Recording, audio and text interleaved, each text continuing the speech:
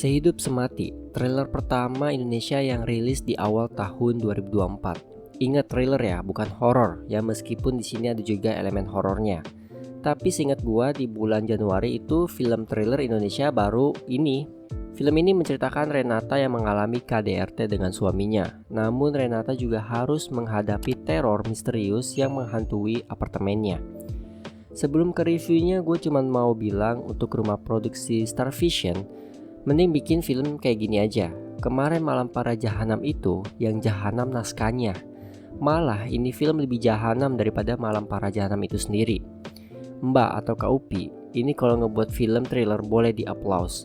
Ini menjadi film pertama thriller favorit Indonesia di tahun 2024 buat gua, yang favorit ya. Pemilihan castnya udah bagus banget. Aryo Bayu dan Laura Basuki bukan main aktingnya. Di sini Laura Basuki mainin karakter yang kena KDRT itu menjiwai banget. Bahkan sampai kalau kalian nonton tuh, suara kayak dia ngomong tuh ada bergetarnya gitu intonasi suaranya. Memang akting Laura Basuki ini the best.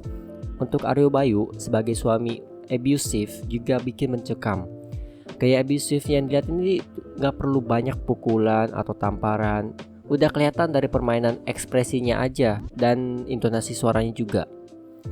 Cerita di film ini cukup bagus ya, apalagi isu-isu seperti ini masih terbilang hangat sampai zaman sekarang ya.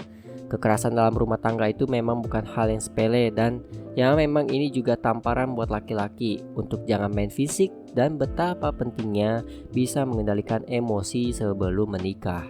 Meskipun KDRT memang umumnya terjadi pada istri, tapi perlu diingat juga suami juga bisa kena meskipun kemungkinan terjadinya itu dikit banget, kayak kasusnya Johnny Depp. Film ini kemungkinan besar bisa menimbulkan trauma datang kembali untuk penyintas KDRT, karena ya memang dibikin seril mungkin di film ini. Sinematografinya dan color gradingnya juga gua suka banget, apalagi menurut gua ya. Color gradingnya ini dibikin hampir full film itu mendominasi warna biru, karena film ini sebenarnya film menyedihkan untuk karakter Renata, yang mana dia selalu tidak dihargai sebagai istri. Jadi pemilihan warna biru ini bukan asal pilih, tapi ada artinya, yaitu rasa sedih atau feeling blue. Ada beberapa transisi juga yang keren di film ini meskipun dikit ya. Transisi yang muter-muter itu yang keren sih, yang di ruangan laundry. Kalau kalian udah nonton pasti paham yang mana. Ada juga efek yang gue suka di film ini. Gue susah jelasinnya kayak gimana, tapi itu ada di adegan laundry juga. Ya meskipun gue itu jarang nonton film karya Kak Upi, paling nonton My Stupid Boss 1 dan 2, tapi itu bagus juga. Cuma menurut gue kayaknya ini film Sehidup Semati bakal jadi karya terbaik Kak Upi. Cuman sayangnya ya menurut gue film ini masih ada kekurangannya. Ya gak banyak sih, contohnya ini film banyak banget teror dan jump scare-nya. Tapi jangan salah sangka dulu, ini film dari segi teror dan jump scare-nya sukses bikin senam jantung. Gue suka kok teror yang ada di film ini, cuma menurut gue ya kayak kebanyakan gitu. Apalagi di bagian tengah menuju akhir. Jadi tuh buat gue kayak di film ini nih cuma nunggu teror selanjutnya tuh kayak gimana doang. Untungnya ya KUP itu ada selepin clue atau cerita yang nantinya ada kaitannya sama plot twistnya. Mengenai plot twistnya, sumpah, untuk penulis dan sutradara Malam Para Jahanam lo harus belajar cara buat plot twist dari film ini. Jujur ini plot twistnya oke, karena kita sebagai penonton ada dikasih clue satu persatu, jadi bukan asal plot twist. Nah sayangnya, cara storytelling penyampaian plot twistnya tuh menurut gue agak rada berat sih. Plot twistnya nyambung kok, tapi pas momen revealnya tuh untuk sebagian orang mungkin pasti masih mikir maksudnya gimana, termasuk gue. Gue bakal ceritain plot twistnya sedikit ya, jadi spoiler buat yang belum nonton. Renata ini sebenarnya udah mergokin selingkuhannya si Edwin, dan Edwin langsung minta cerai. Tapi karena Renata gak mau dan dia gak apa-apa dipukulin, yang penting kagak cerai. Jadi akhirnya dibunuhlah si Edwin tuh sama Renata, dan selingkuhannya juga dibunuh.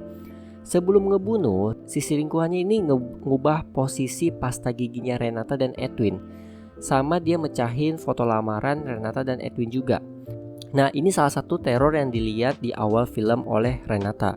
Kayak pasta gigi berubah, terus dia nemu fotonya pecah, dan ada anting di bawah meja itu. Itu semua memang terjadi, cuman ini anak kayaknya trauma, jadi sempet halusinasi. So selama ini di awal film kita cuma lihat halusinasi Renata hasil dari ngebunuh Edwin sama selingkuhannya.